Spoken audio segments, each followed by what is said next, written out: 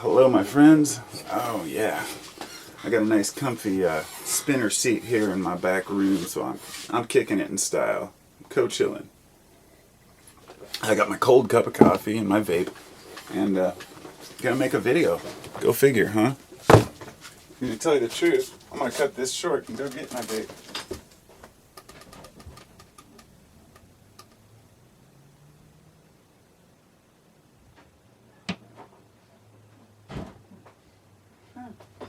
Go figure. I just walked in to make a video and sat down, and then I just walked right back out on you, didn't I? That will weed out the people that were like, oh, fuck this guy. He's just gonna walk away. Screw this. I'm turning this shit off. For those who don't know me already, my name's Carpo. I live in Portland, Oregon, and I'm a human. I've got my little vape unit right here, and this zero nic stuff that I put my own blend in. So I buy the 24 milligram nicotine, and then I put it in with the zero nic, so I can get my little bit. And I fill up my tank so I can prepare for my video here. Although I do, and it makes no sense, because how often do I actually vape during a video? And if you're sitting here thinking, why is he just talking about random crap? What's his point? I don't know. I don't really have one. My point is to experience everything, and to try to relay it to you folks as best I can, to try to get feedback on how other people feel about things. That's what helps us grow, right? Oh, speaking of which, I just finished building this thing. I'm going to show it off. See if we can get in there. See if I can get the thing to focus. Probably won't work. It's a dual coil build for this thing. It's the RTA unit, which is, you know, a rebuildable, tank atomizer. But in there I've got two coils with, and they're Clapton coils, so it's like a guitar string wound. And this is my first build on this thing since I just got it. And if you're not a vapor, you don't probably know much about what a build would be. It's not, building is pretty basic, simple. Just you're building your vape unit by putting your own coils in and adjusting it to your needs. Hey, cigarettes never did that for me. They never let me adjust. I can get, cheaper smokes, I guess. Yeah, there we go. I've got it set pretty low. And I just charged this battery, and it's dead. So, oh, got a message. So now I'm going to go on to what I was talking about, or wanting to talk about here.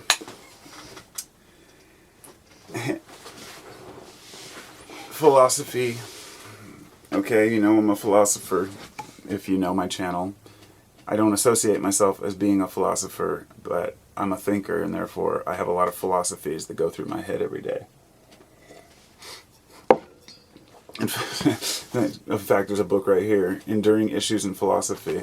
And funny as hell, I flipped to a random page today, and it was all about, beliefs and what is real and what isn't, and things that we can't, touch, but they're ideas. Are they, they're just as real as the things themselves, and how everything that we see, we associate it as a classification, and it's fascinating looking back at the way that humans think.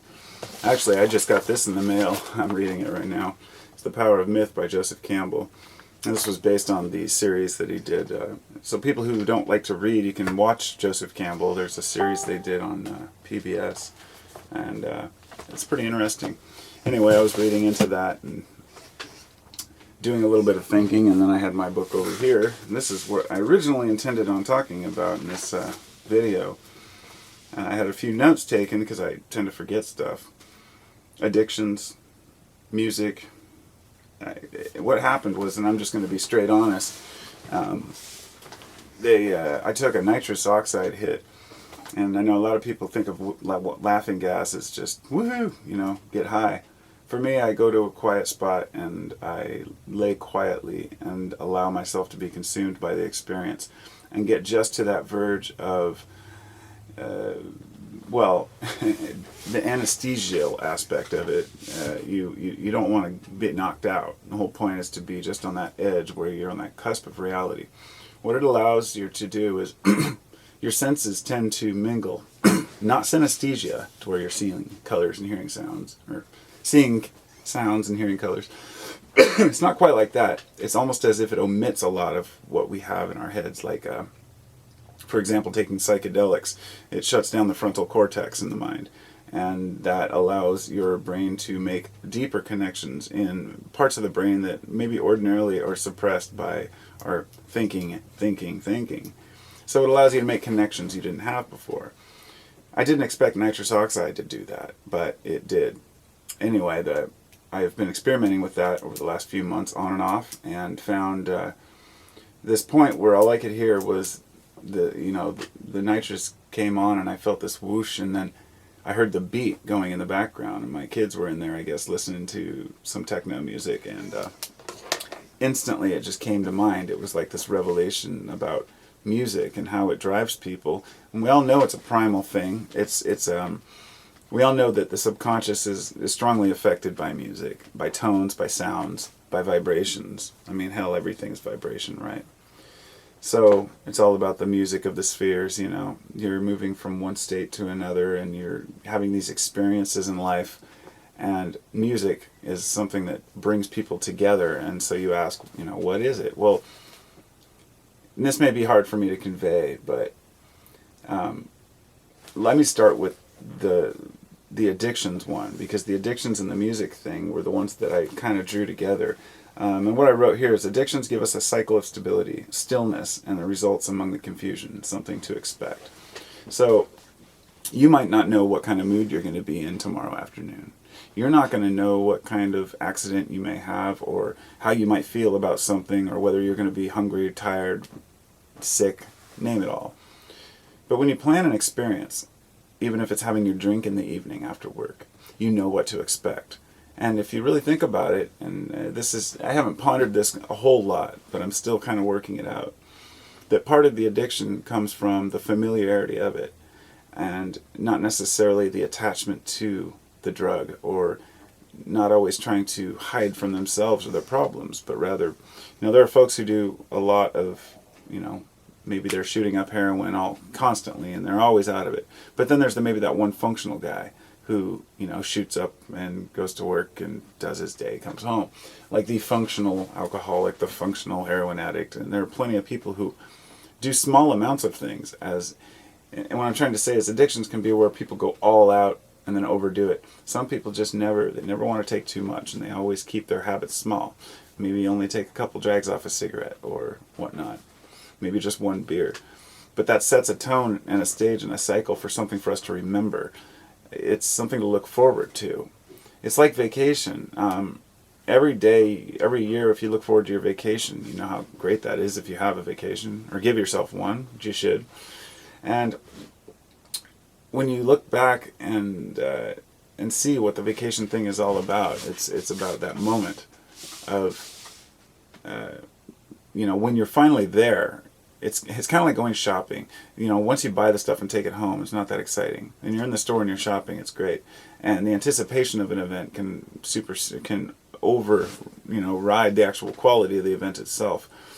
Especially if people try to overplan an event, and so they're all excited, and then it doesn't work the way they wanted it to. So just to kind of let things go and flow, and to not be affected by stuff like that, but to be able to realize that mini vacations occur every day, with taking a break at work, having a cigarette, or like I said, smoking a bowl at night, or having your beer. These things are rituals. They're mini vacations. They give our minds something to break up the monotony, the confusion, because while we sit here and we say, hey man, life is confusing and everything's always different and chaotic, in the reality, most things are pretty stable. You've got your house, your apartment, whatever, your car, you drive or walk or whatever your route or daily routine is, and you see the same things. You meet the same people. You go through the same over and over. It's these same cycles. And so we kind of become addicted to that. We say we hate it, but at the same time it gives us stability. We want stability. Humans do. I myself, it took me, I guess, I never really thought about it. So now that I am, I guess, I enjoy stability too. But I'm always looking for this change. It's like I became almost obsessed with change, you know, making things appear to be different over time. And I'll be in a minute, okay? That was just my monkey dance. That's it? Yeah. Okay, I'll be in just a minute. My monkey dance. Making a video. My monkey dance in a row. Okay. I'll be in a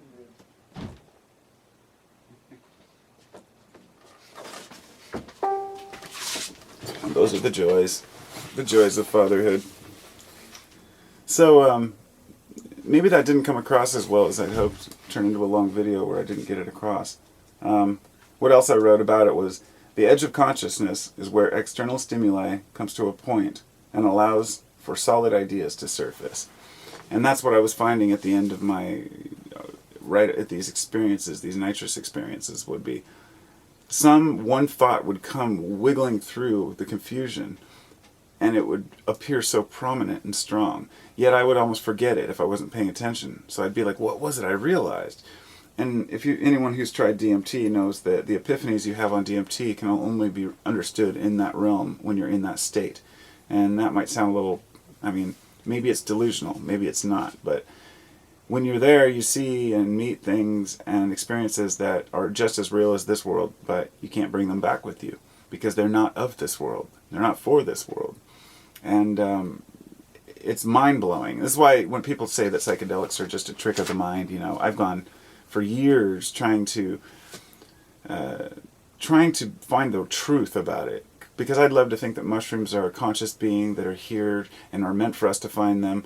Maybe that's true, maybe not, but there's speculation there. I would say that I want to know, does this drug have it? Why? Why does it work? Does it just happen to be a psychedelic that works on our mind and makes us have these profound experiences? Because mushrooms are everywhere.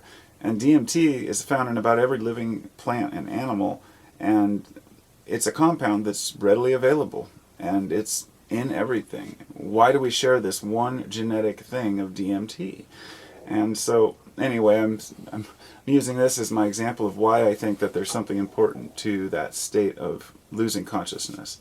Whereas a person who doesn't do drugs, who has never taken anything, they might be looking at me right now saying, man, that's just like totally drug-seeking behavior, or man, why would you want to put yourself through that, or, you know, why so many different drugs? And you know, because I'll try anything that well, there's nothing I'll try these days, but when I was younger, I would try anything that seemed like it would help to boost my my self-knowledge, my awareness of self and life. And that's why I stuck with cannabis, psychedelics, DMT, and faded away and didn't do things like cocaine, methamphetamines, and heroin. Doesn't mean I didn't do them, just meant that I choose to abandon them. They can get a grip on a person's mind that you would not believe, and that's some dangerous stuff right there.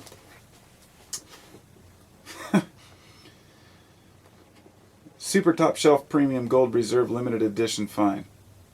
I just wrote that down. I just kept thinking of the way people try to prop up their stuff as the super premium, and that does not belong in this video, but I wrote one more thing down here that is kind of off topic.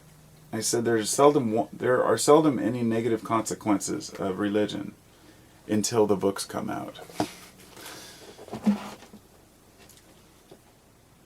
And I really believe that the books that we write are what corrupt our view. Men write books, gods don't write books. Whether or not God exists is irrelevant in the case of humans writing a book. Now, a person could say it was divinely inspired. However, who determined whether it was divinely inspired? Who would determine whether something I wrote was divinely inspired? I mean, I've written papers that I found a year later and don't even remember writing. I could easily just say, you know, oh, well, it was the universe writing through me. You know, or using words or terms that I'm not familiar with, that I actually have never even typed before. And wow, oh, maybe it was somebody was speaking through me. And we can create these little delusions. But anyway, I'll get back into that on the next video because my camera's out of time. I guess I got 5 seconds left. 3, 2, 1.